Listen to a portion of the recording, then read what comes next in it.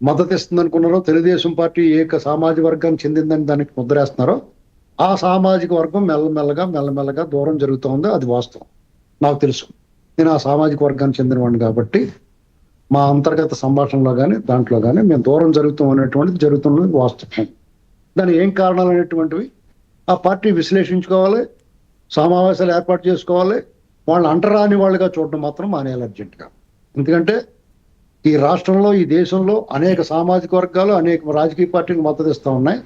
ఏ సామాజిక వర్గం గంపకొత్తగా ఏ ఏ ఏ పార్టీకి మద్దతు ఇవ్వదు. అంతేగా.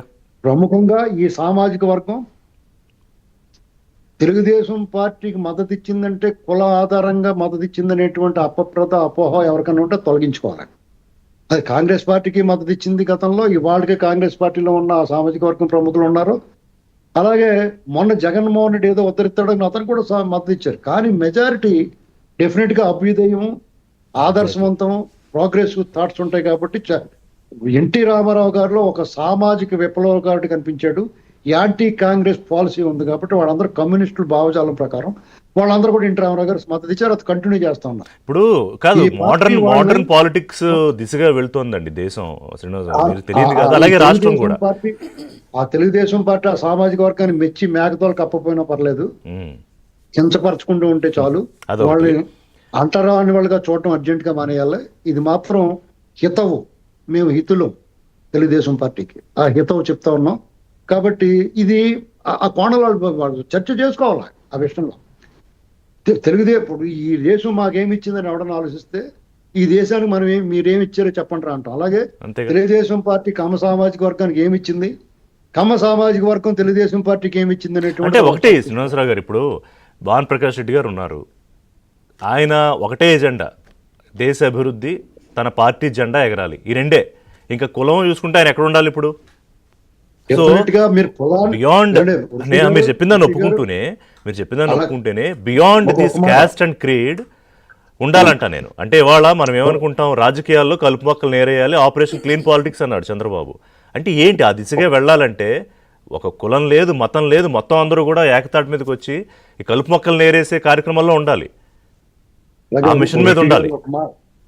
మీరు చెప్పిన దాంతో నేను పూర్తిగా ఏకీభవిస్తేనే, కులం లేకుండా ఈ దేశమే లేదండి.